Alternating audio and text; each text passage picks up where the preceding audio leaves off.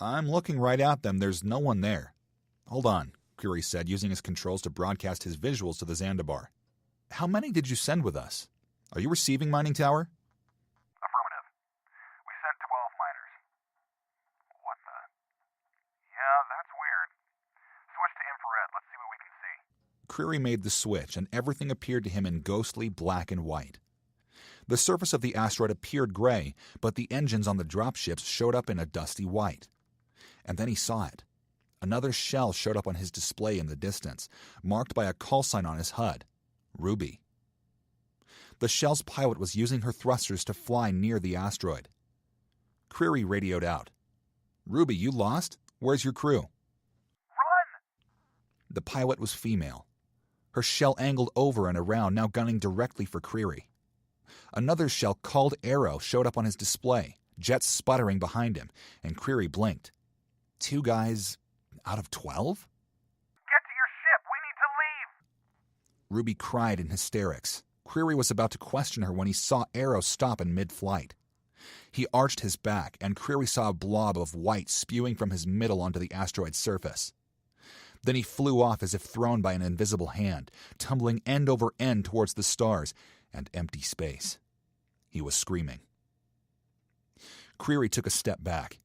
He focused his eyes on 5 pointed slivers of white, now fading swiftly to gray.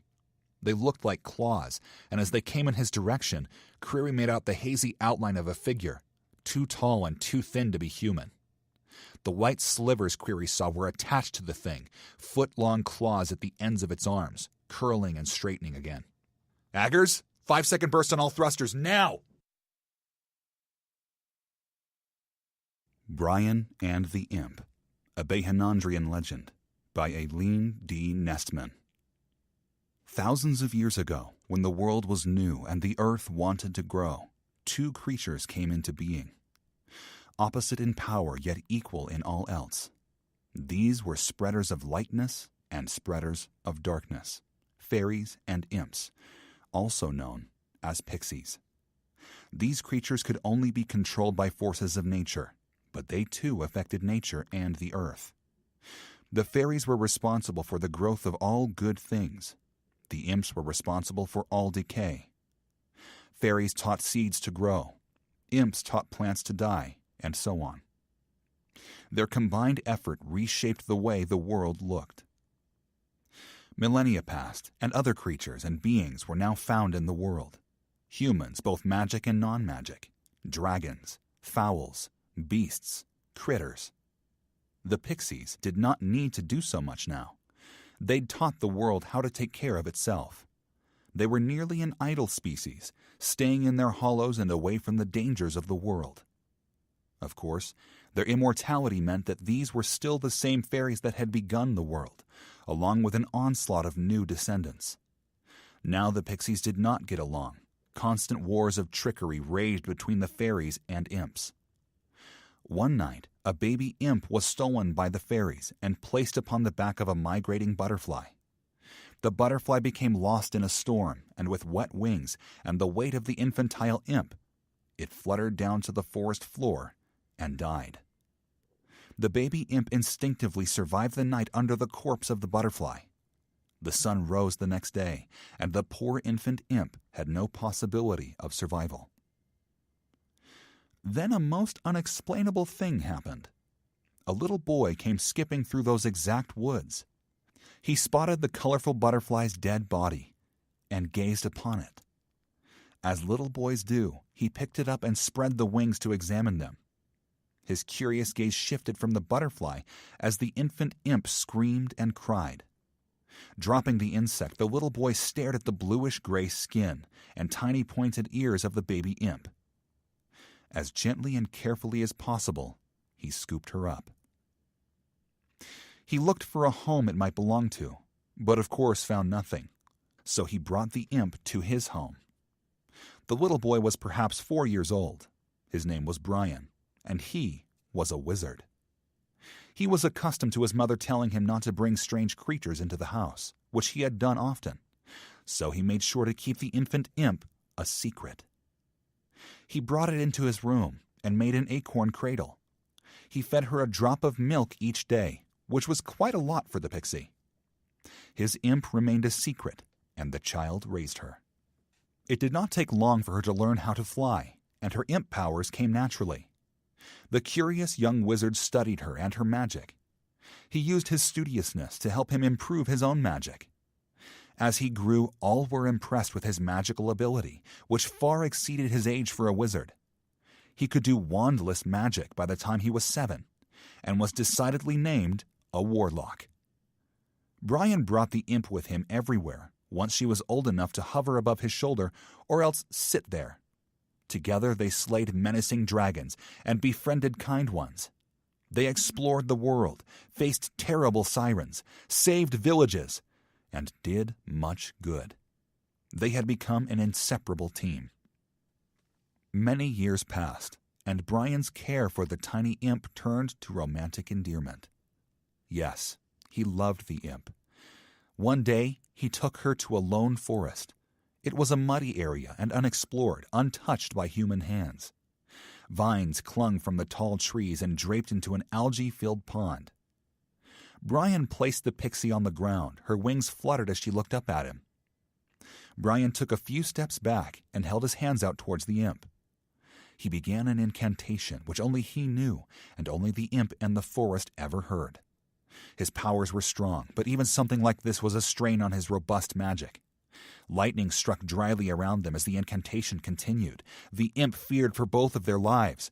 Finally, it was over, and Brian passed out on the ground.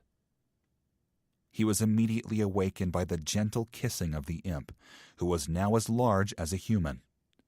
Her smooth, blue body was warm, and for the first time, Brian could embrace her as tightly as he loved her, without the risk of crushing her.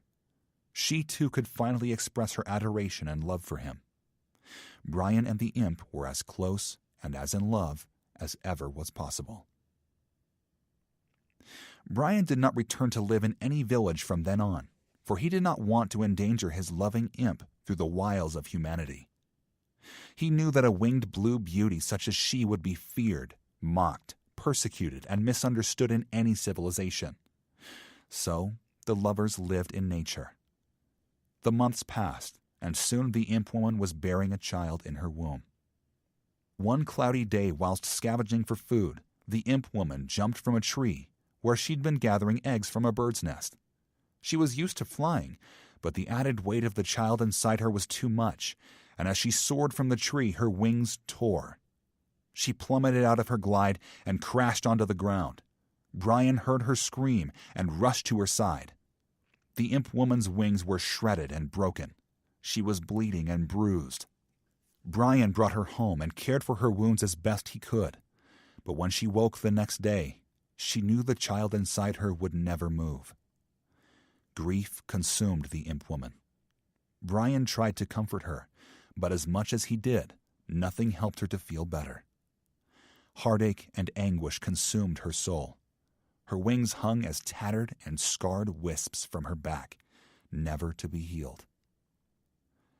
Brian still thought her the most beautiful creature in existence. She tried to continue life as normally as possible, but would fall back into her depression and torment.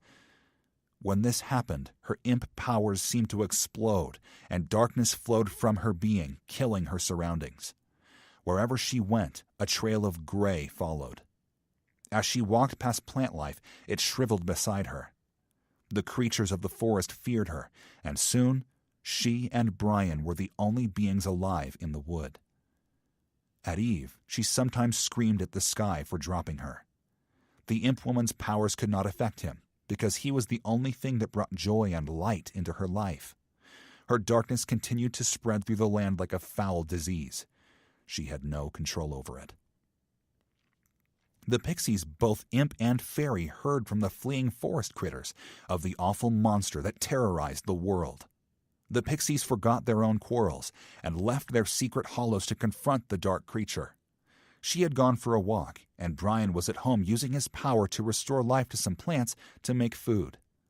He was working so hard and so used to hearing his darling cry into the evening sky that he did not bother to check on her when her cries rang through the dead forest land. It was not until he had finished that he tried to locate her, but everywhere he searched, she was not to be found. The pixies had gathered together and lifted her into the sky. They took her far away to the north. They flew for days to a frozen place where no life grew. There, the pixies left her on a protruding rock covered in slick, cold ice. The pixies then returned to the livable part of the world, desperate to find a way to contain the imbalance of darkness. It was so vast that even the fairies knew they could not find a way to balance it with lightness. Brian started a quiet quest to find his only love. He swore that he would not give up until he found her, and by his own power he bound that oath. He searched, but after many years he realized he was beginning to age. He knew that his imp woman would not age anymore, nor die. He decided that he needed to keep himself from turning into an old man. His previous experiment with magic to restore plants became his basis to finding immortality. The pixies had summoned the powers of the earth to push the darkness from the land. It had taken the cooperation of other magical creatures, mermaids and dragons. The dragons had worked tirelessly even further north in the same cold area that the imp woman had been left to create a cavern so deep that once it was made, even the dragons had to spend a whole day flying straight up to escape it. The fairies created a shield of lightness to keep darkness from escaping. The earth used its awesome power to flush the darkness off its face.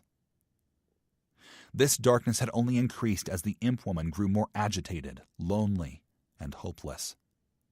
She stood on her rock screaming, and darkness flowed visibly from her into the air, stretching out to the world. The people of the world could scarce comprehend the powers that were terrorizing them. Humanity was thrown into fear, and neighbor turned on neighbor. Brian knew it was the sadness of his only love that was causing the world such pain. He knew she needed him. She had no control over her own powers. Imps, you see, were never meant to be large and powerful.